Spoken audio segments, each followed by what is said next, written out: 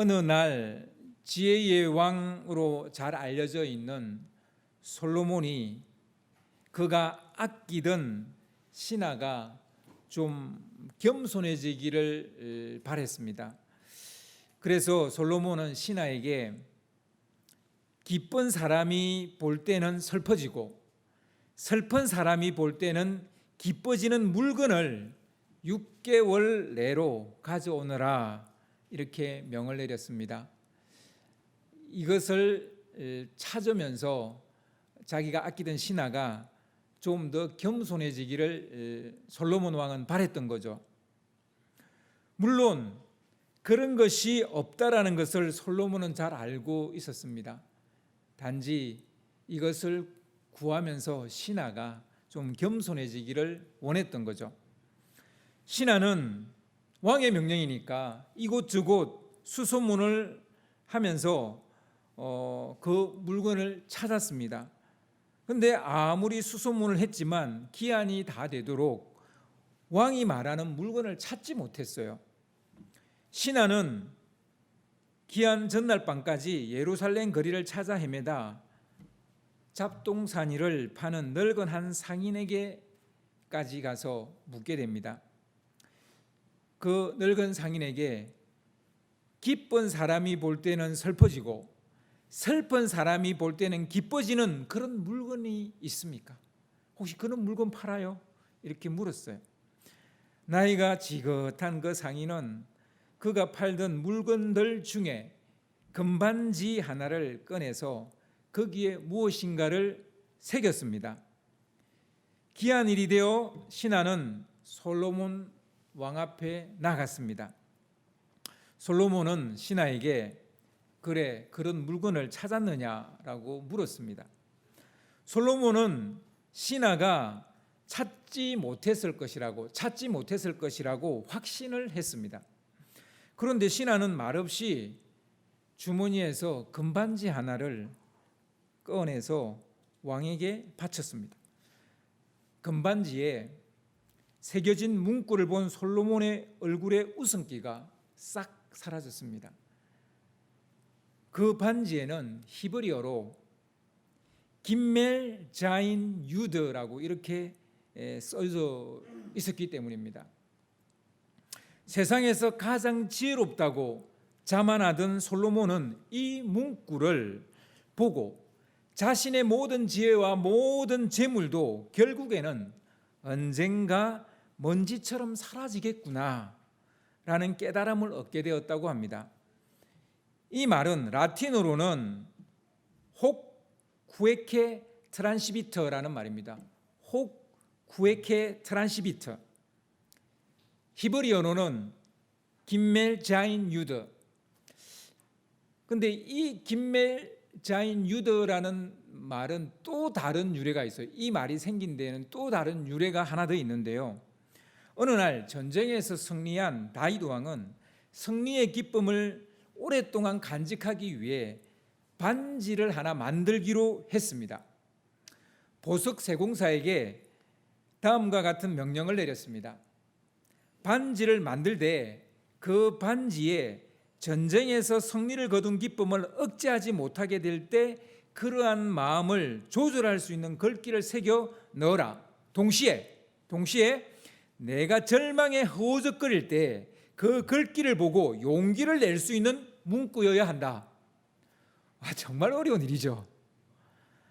쉽게 말하면 날 위해 반지를 하나 만드는데 거기에 내가 전쟁에서 이겨 환호할 때도 교만하지 않게 하는 말을 새겨넣고 내가 절망에 빠져 낙심할 때 좌절하지 않고 스스로 새로운 용기와 희망을 얻을 수 있는 글귀를 새겨 넣으라는 거예요. 다윗의 명대로 보석 세공사는 정말 아름다운 반지를 만들었습니다. 그런데 반지에 새겨 넣을 적당한 글귀를 찾지를 못하는 거예요. 반지는 만들었는데 그게 새겨 넣을 문구를 찾지를 못하는 거예요. 몇 날 며칠을 고민하다가 이 세공사가 지혜롭기로 소문난 왕의 아들, 다윗 왕의 아들 솔로몬을 찾아가서 도움을 구했답니다. 보석 세공업자의 설명을 모두 들은 솔로몬 왕자는 이렇게 대답을 해줬다고 합니다. 김멜 자인 유드, 김멜 자인 유드. 도대체 김멜 자인 유드가 무슨 말일까요? 무슨 말일까요? 이 또한 지나가리라. 이 또한 지나가리라. 바로 오늘 설교 제목이죠. 이 말이 유명해지고 사람들의 입에 오르내리게 된 계기는 미국의 16대 대통령 누구죠? 링컨입니다. 에이브러햄 링컨이 1859년 자신의 연설에서 이 문구를 사용하면서부터 이 말을 이제 사람들이 많이 사용하게 됐다고 합니다.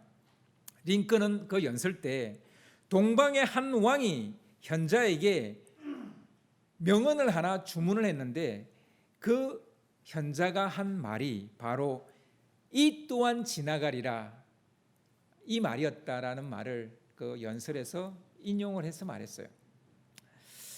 두 버전이 있습니다. 그죠? 앞에 했던 이야기와 두 번째 했던 이 두 버전 모두 솔로몬이 나오는 거로 봐서는 솔로몬과 이 문구가 연관이 있는 것은 확실해 보입니다. 근데 뭐 어느 게 진짜인지는 잘 모르겠습니다만 분명한 건 솔로몬이 연관되어져 있는 말이다라는 것 같다. 이거는 좀 확실해 보입니다. 우리는 이 또한 지나가리라라는 이 지혜의 말을 알지 못해서 하지 않아도 될 고민, 염려, 걱정을 하게 되고 겪지 않아도 될 고통을 겪고 있는지도 모르겠습니다. 우리는 이 말을 몰라서 이 지혜의 말을 몰라서 인생을 허비하고 있는지도 모르겠습니다. 우리는 이 말을 몰라서 굴러들어올 행복을 걷어차고 있는지도 모르겠습니다. 사실 우리만 이 말을 모르는 건 아니었던 것 같아요. 오늘 말씀에 등장하는 제자들도 이 지혜의 말을 몰랐던 것은 분명해 보입니다. 제자들이 이 글귀를 알았더라면 그들에게 닥친 혹독한 시간에 그렇게 형편없이 반응하지는 않았을 겁니다. 그렇게 벌벌 떨지 않았을 것이고 그렇게 두려워하지 않았을 것이고 그렇게 꽁꽁 숨어 있지도 않았을 것입니다. 예수님의 공생의 3년 중에 그를 따라다녔던 제자들에게 가장 혹독하고 괴로운 시간은 언제였을까요? 가장 절망적이고 비참했던 때가 언제였을까요? 예수님이 잡히시던 그날 밤이었을까요? 예수님을 팔아버렸어요. 잡히시는 예수님을 그 자리에 내버려 두고 도망을 쳐버렸어요. 예수님을 모른다고 3번이나 부인을 했던 그날 밤이 분명 그들의 인생에서 가장 비겁했고 가장 비굴했고 가장 비참했던 것은 사실입니다. 그런데 그날 밤만 그랬을까요? 그 다음 날도 예수님이 빌라도 관저에서 신문을 받던 그날, 채찍질 당하고 십자가형을 받고 골고다에서 못 박혀 죽으시던 그날에도 제자들은 혹독한 시간을 보내고 있었음에 틀림없었을 것입니다. 예수님을 자기들이 주님이라고 따랐던 그 예수님을 위해서 아무것도 할 수 없었고 무언가 할 엄두도 내지 못했으니까 예수님은 지금 신문을 받고 채찍질을 당하고 십자가를 지고 갈보리 언덕을 올라갔고 그 갈보리 언덕에서 십자가에 못 박혀 죽으시는데도 불구하고 그들은 아무것도 할 수 없었어요. 얼마나 비참했겠어요. 얼마나 괴로웠겠어요. 예수님을 위해 할 수 있는 일이 아무것도 없었고 뭐 할 수 있는 엄두도 내지 못했던 제자들은 이미 운명하신, 이미 돌아가신 주님의 시신조차 거두지 못했어요. 그들은 잡힐까 봐 두려워서 온종일 숨죽이고 숨어 있었어요. 그러나 제 생각에 잡히시던 그날 밤과 죽으신 당일보다 더 비참한 날은 주님이 부활하신 날이라고 생각을 합니다. 주님이 이미 부활하셨는데도 부활하셨는데도 제자들은 여전히 두려움과 공포에 사로잡혀 문을 걸어 잠그고 꼭꼭 숨어 있었기 때문입니다. 주님이 다시 살아나지 못했다면 그럴 수 있어요. 부활하셨어요. 부활하셨는데도 여전히 두려워하고 문 걸어 잠그고 있는 그들의 모습.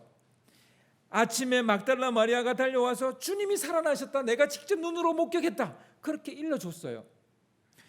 베드로와 요한은 무덤까지 달려가서 두 눈으로 빈 무덤을 확인했어요. 그럼에도 불구하고 제자들은 두려워 벌벌 떨고 있었고 꼼짝하지 않고 문을 걸어 잠그고 있었습니다. 정말 못났죠. 못났다고밖에는 달리 할 말이 없어요. 사람이 이렇게 못났나? 뭐 이런 말밖에 할 말이 없어요. 제자들은 이런 자신의 모습에 실망스러워 죽고 싶었을 것입니다. 이러고 있는 자신의 모습이 얼마나 초라하고 비참했을까요? 얼마나 부끄럽고 괴로웠을까요? 스스로 목숨을 끊어버린 가룟 유다가 어쩌면 더 나은 결정을 했다 싶을 정도였을 것 같습니다. 그러나 제자들뿐만 아니라 우리 중에 그 누구도 가룟 유다의 결정을 잘했다고 생각하는 사람은 없습니다. 왜 그렇게 생각하는 걸까요? 이 정도면 이렇게 살 바에 죽는 게 낫다. 뭐 솔직히 그래야 되는 거 아니에요? 어쩌면 가룟 유다보다 11명의 제자들이 더 찌질해 보이지 않습니까? 그렇게 살 바에 그냥 죽어버려라. 그게 뭐냐? 3년 동안 목숨 걸겠다고 따라다닌 주님이 돌아가시는데 그 시신조차 거두지 못하고 두려워서 그렇게 벌벌 떨고 있을 바에 약간 죽어버려라. 그렇게 찌질한 모습 보일 바에 죽어버려라. 뭐 이게 더 낫잖아요. 가룟 유다가 훨씬 나아 보이지 않습니까?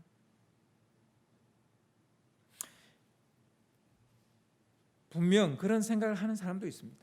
그러나 대다수는 그렇다고 해서 가룟 유다처럼 죽지 않습니다. 왜 그렇습니까? 가룟 유다는 못난 게 아니라 못됐기 때문에, 못된 사람이에요. 다른 제자들은 못된 게 아니라 못난 거예요. 가룟 유다는 못된 거예요.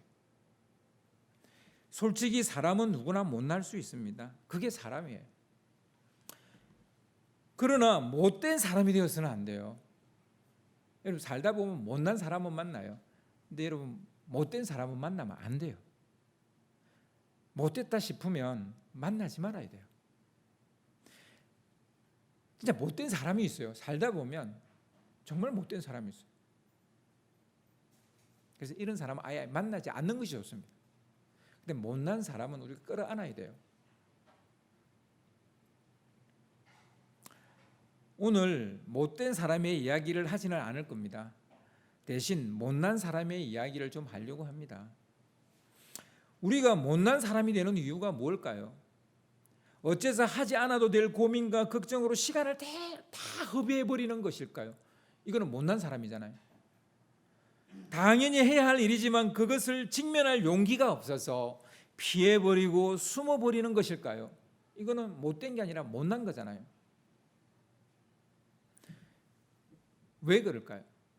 이 또한 지나간다라는 것을 알지 못하기 때문에, 이 또한 지나가리라는 걸 알지 못하기 때문에, 폭풍처럼 몰아닥친 죽음의 공포와 두려움의 혹독한 시간도 지나가면 잔잔해진다라는 것을 생각지 못한 거예요. 갈릴리 호수에 폭풍이 몰아쳤어요. 그런데 이 폭풍이 오늘도 내일도 모레도 계속 몰아치는 건 아니잖아요.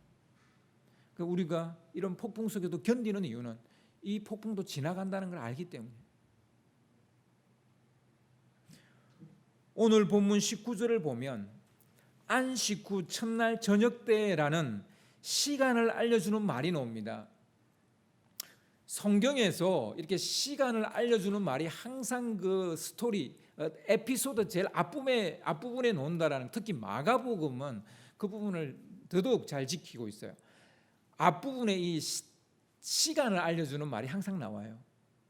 그래서 그거를 항상 기억하면서 그 에피소드를 봐야 이 에피소드를 잘 이해할 수 있습니다. 안식 후 첫날 저녁 때 예수님이 부활하신 날이죠. 이 단어는 예수님이 제자들에게 살아난 자신을 나타내 보이신 시간을 알리는 말입니다. 내가 부활했다, 이걸 제자들에게 알려주려고 나타나신 그 시간을 말해주고 있는 거죠. 하지만 우리는 이 말은 죽음의 시간이 지나갔다는 것을 가리키는 말이라고도 우리가 생각을 해야 돼요. 이제 죽음의 시간은 지나갔어. 안식 후 첫날이라는 거예요. 안식 후 첫날. 그렇습니다. 조롱당하고 채찍에 맞고 십자가에 달려 고통당하던 그 순간은 지나갔다는 거예요. 무덤에 갇혀있던 어둠의 시간, 죽음의 시간은 지나갔다는 말입니다. 고통과 절망의 시간은 지나갔다는 말입니다. 죽음의 시간은 지나갔다는 말이에요. 이 말을 속에는 그 뜻도 들어가 있는 거예요. 근데 우리는 그걸 못 보죠. 그걸 봐야 돼요.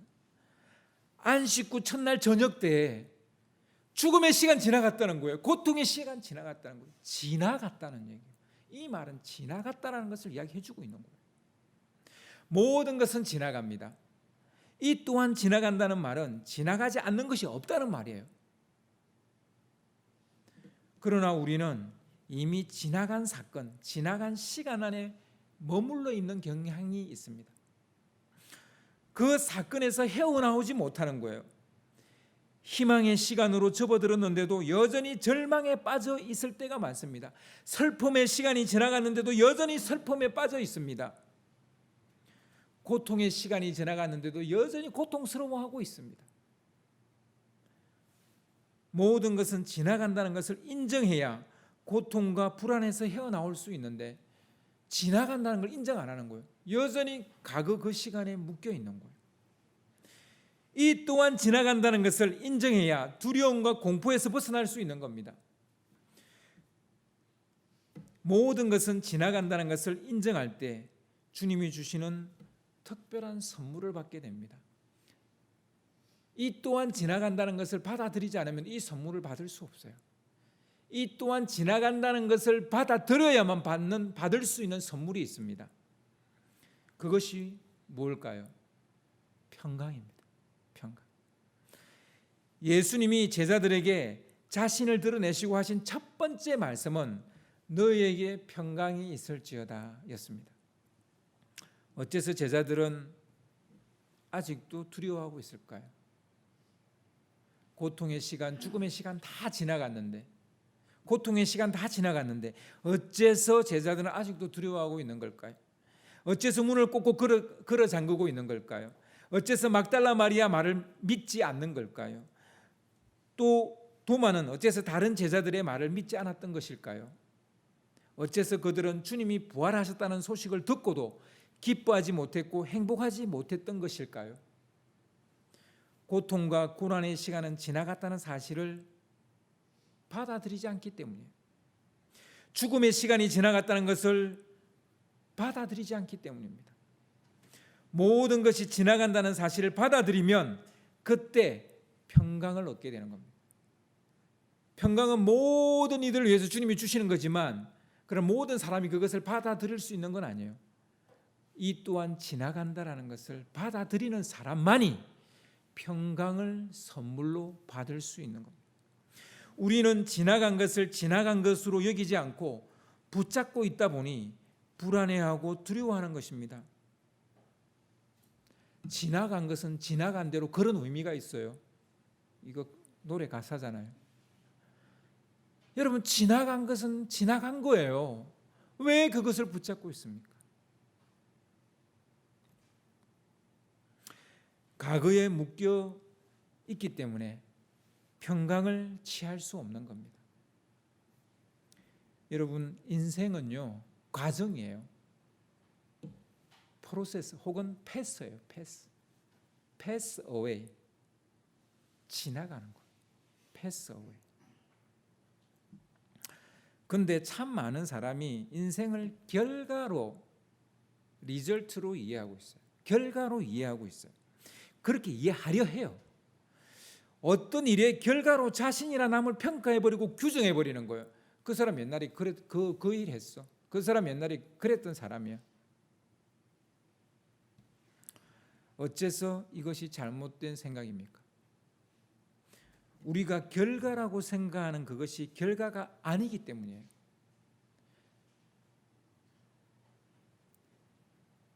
그것은 결과가 아니라 다음 단계로 넘어가는 분기점일 뿐입니다. 근데 그 분기점을 자꾸 결과라 그래요. 이 일의 결과, 이 행사의 결과. 결과가 아니에요. 그것은 한 단계에서 다른 단계로 넘어가는 분기점일 뿐이에요. 뭐 굳이 말한다면 중간 평가 정도, 뭐 그 정도 말은 할 수 있을 거예요. 결과가 아니에요. 살면서 직면하는 일이나 사건을 한번 정리하고 넘어가는 것이지 그걸 결과라고 말할 수 없습니다. 결과는 죽고 난 후에 하나님 앞에서 하는 것만이 결과입니다. 나머지는 모두 다 과정이에요. 그냥 이 예에서 저 일로 넘어가는 과정이라고요. 이 단계에서 저 단계로 넘어가는 과정이에요. 결과가 아니에요. 바꿀 수도 있어요. 다음에 그 일을 하면서 바꿀 수도 있는 거예요. 그러니까 결과가 아니죠. 과정이죠. 과정. 따라서 우리가 평소 말하는 결과는 모두 과정일 뿐입니다. 이 땅에서의 삶은 그래서 과정입니다. 삶을 결과라고 생각하는 순간 삶은 죽음의 문턱을 넘어서는 것입니다. 왜냐? 죽고 난 다음에야 결과라는 것이 나오기 때문이에요. 죽기 전에는 아직까지 내가 결과를 낸 게 아니에요. 그 중간평가는 할 수 있어요. 그냥 분기점을 하나 통과하고 있는 거일 수는 있어요. 그러나 결과는 아니에요.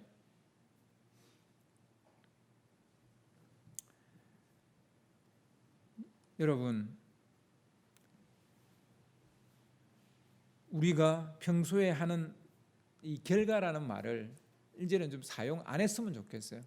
그 결과가 어땠어? 그 결과 때문에 내가 이렇게 됐어. 이런 말 안 했으면 좋겠어요. 이렇게 말하는 거예요.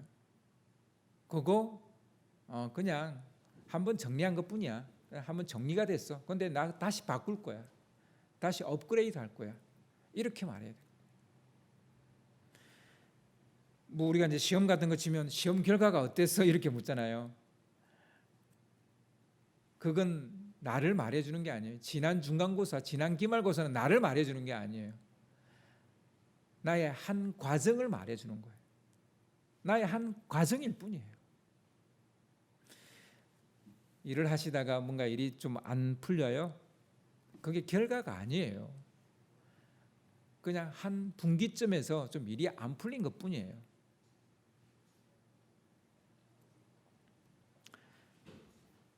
그래서요, 삶을 자꾸 결과 이렇게 말하는 사람은 죽음의 문턱을 넘어선 사람이에요.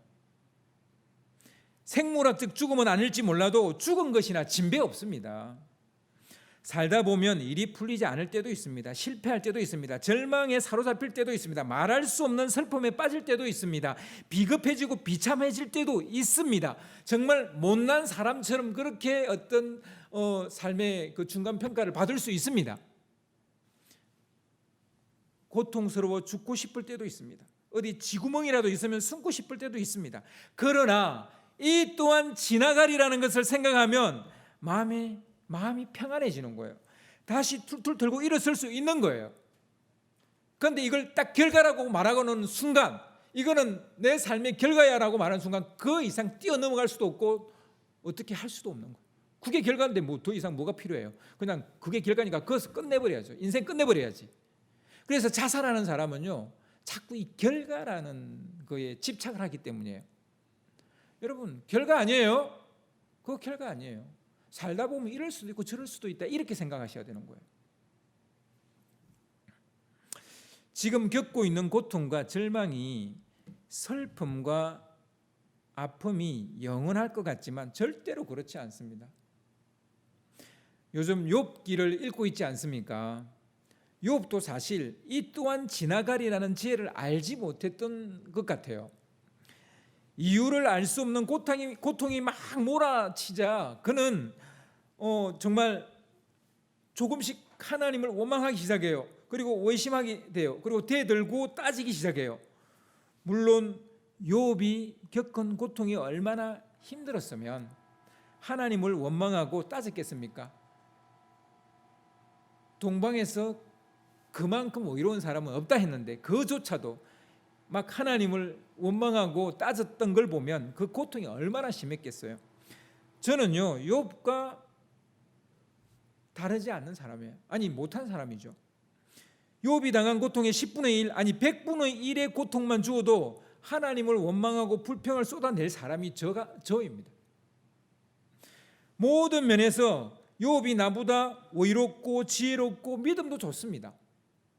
저는 욥과 견줄 만한 사람이 못 돼요. 비교도 안 되는 사람이에요. 그런데요, 제가 욥보다 나은 게 하나 있어요. 그는 여러분도 마찬가지예요. 욥보다 나은 게 뭐냐면, 욥은 예수님을 몰랐는데 난 예수님을 안다는 거예요. 그리고 이 또한 지나가리라라는 지혜를 저는 안다는 거예요. 이제 여러분도 알게 됐죠. 이게 욥과 다른 점일 거예요.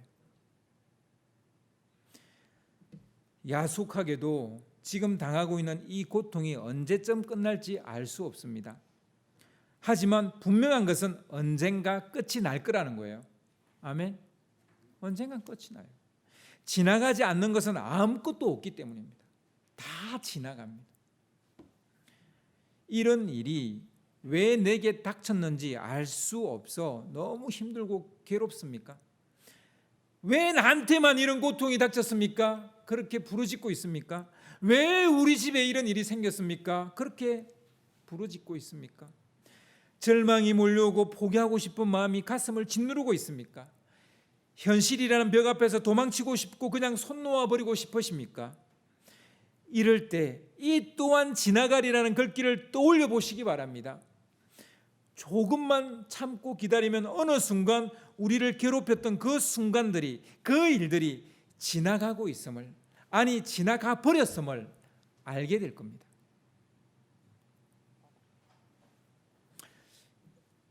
여러분, 쉬운 예로 시온이가 내일 제대를 합니다.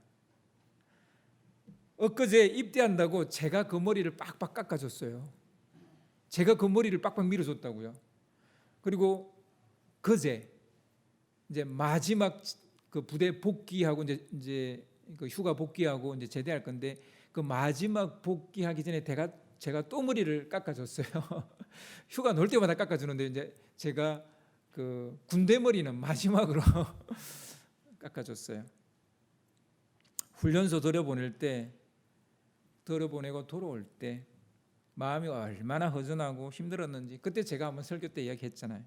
근데 그 순간이 지나가 버린 거예요. 어느 순간 보니까 그게 다 지나가 버린 거예요. 이런 거예요. 이런 겁니다. 여기서 우리가 한 가지 더 기억할 것이 있는데요, 기쁘고 좋은 일도 머물러 있지 않고 지나간다는 사실이에요. 고통과 아픔과 슬픔과 괴로움과 이런 것만 지나가는 게 아니라 기쁘고 좋은 일도 지나간다는 거예요. 괴롭고 나쁜 것만 지나가는 거 아닙니다. 행복한 순간도 지나갑니다. 그것이 인생이에요. 그래서 인생은 과정입니다.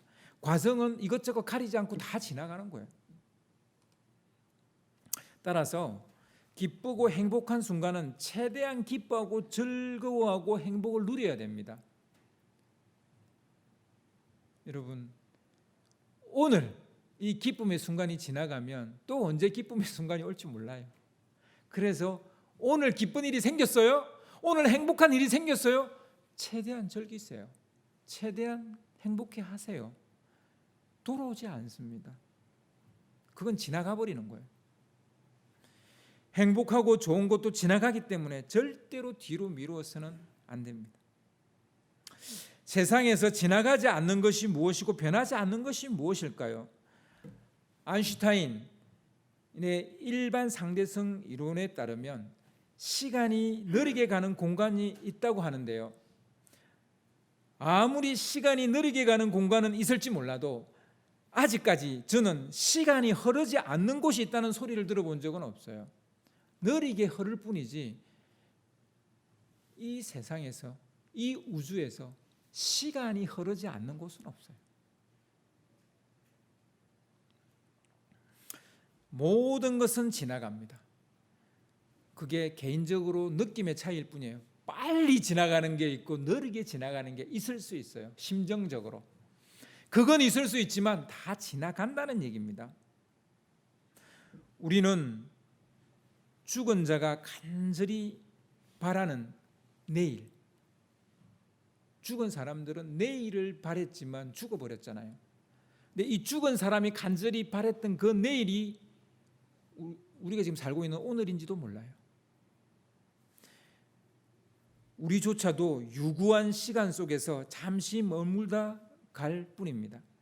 따라서 좋은 때나 괴로운 때나 항상 떠올려야 할 말, 그것이 바로 김멜 자인 유더입니다.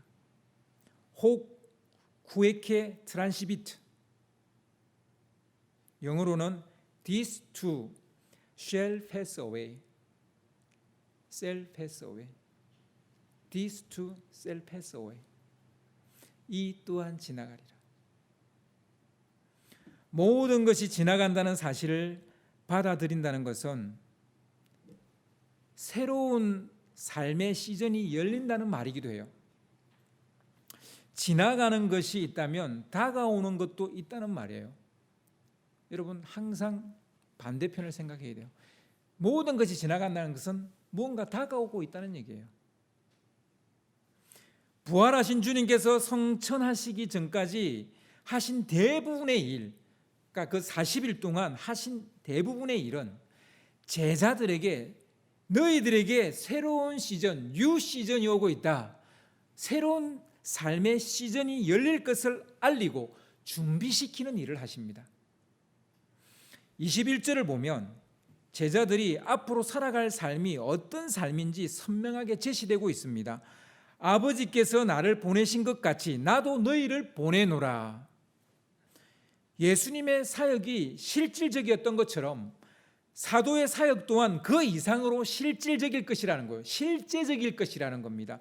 그런 사도의 삶이 다가오고 있다는 거예요. 열릴 것이라는 거예요. 바야흐로 사도의 시대가 열리게 될 거라는 겁니다. 혹독한 시간이 지나게 되면 새로운 시즌이 열리게 되는 겁니다. 이것이 이 또한 지나가리라는 말 속에 들어있는 거예요. 계절이 바뀌듯이 우리 인생도 새로운 시즌이 도래할 것이라는 겁니다. 제자들은 새로운 시즌이 도래했지만 알아차리지 못했어요. 그래서 주님은 갈릴리 미팅을 예약을 해놓은 거죠. 갈릴리에서 우리가 식사 모임 한번 하자, 그렇게 한 거예요. 그래서 아침에, 그것도 참 아침을 그렇게 드셨다는 게 좀 오해지만 하여튼 저녁이 아니라 아침 조반을 드신 거죠. 물고기와 떡으로 아침을 드신 거예요. 그들에게 새로운 시즌이 열렸다는 것을 알려주고 다시 그들에게 소명을 불어넣어주기 위해서 갈릴리 미팅을 하신 거예요. 새로운 시즌이 열린다는 생각을 하지 못했기 때문에 제자들은 엠마오로 갔죠. 엠마오로 가버렸죠. 새로운 시즌이 열린다는 생각을 했다면 그들은 엠마오로 가지 않았을 거예요. 과거의 고통에 머물러 있지 않았을 거예요. 두려움에 사로잡혀 있지 않았을 거예요. 새로운 시즌이 열린다는 생각을 했다면 과거의 성취에 머물러 있지 않았을 거예요. 3년 예수님 잘 따라다녔지, 그거로 좋게, 그러지는 않았을 거예요. 우리 주님은 새로운 시즌을 받아들이는 사람에게 그에 걸맞는 선물을 준비하셨어요. 22절을 보면 이 말씀을 하시고 그들을 향하사 숨을 내쉬며 이르시되 성령을 받으라. 새 술은 새 부대에 담는 법이죠. 사도 시대는 성령 시대가 될 거라는 거예요. 지금 예수님의 이 공생애와 다른 시대가 올 거라는 거예요. 성령의 시대가 올 거라는 거예요. 새 술은 새 부대에 담게 되는 거죠. 성령은 새로운 시즌으로 들어서는 이들에게 임하게 될 겁니다. 이제 우리가 곧 사도행전 말씀을 나누게 될 텐데요. 사도행전은 바로 성령의 시대죠. 뉴 시즌입니다. 새로운 계절이 제자들에게 이제 오게 될 겁니다. 또 다른 선물을 주님께서 주셨는데 23절에 나옵니다. 너희가 누구의 죄든지 사하면 사여질 것이요 누구의 죄든지 그대로 두면 그대로 있으리라 하시니라. 아무리 읽어도 이게 무슨 선물 같은 말은 아닌 것처럼 보이는데요 라고 말할지 모르겠지만, 여러분, 이 두 번째 선물은 제3의 은혜를 전하는 건세를 너희에게 주겠다는 거예요. 그 일을 주도적으로 할 수 있는 건세를 너희에게 주겠다는 거예요. 사도의 권위를 주겠다는 거예요. 이게 중요합니다. 초대교회 때 사도의 권위와 그리고 성령의 역사, 이 두 가지가 초대교회 두 개의 바퀴와 같아서 초대교회가 굴러갈 수 있게 하는 두 개의 바퀴와 같은 거였다는 것을 여러분 꼭 아셔야 됩니다. 땅끝까지 구원의 복음이 전해지는 일에 너희를 쓰겠다는 말입니다. 너희를 쓰겠다는 거. 이건 선물이죠. 너희에게 하나님의 나라가 달려있다는 말이기도 합니다. 이것이 주님이 주신 선물이고 이 안에 주님의 뜻이 숨어 있는 것입니다. 그래서 주님의 뜻은 혹독한 시간을 통과한 사람들에게만 보여지는 이상한 특징이 있습니다. 그래서 여러분, 이런 혹독한 시간들을 무조건 무의미하고 무가치한 것으로 여겨서는 안 됩니다. 여러분, 실패하셨습니까? 여러분, 뭔가 아픔을 당하셨습니까? 뭔가 생각지 못했던 일이 여러분 가운데 일어났습니까? 혹독한 어떤 시간들을 경험하고 있습니까? 여러분, 그것은 그냥 그것으로 끝이 아니에요. 반드시 그것을 통해서 새로운 삶의 문을 열어주실 거라는 거예요. 새로운 계절이, 새로운 시즌이 여러분에게 오게 될 것이라는 겁니다.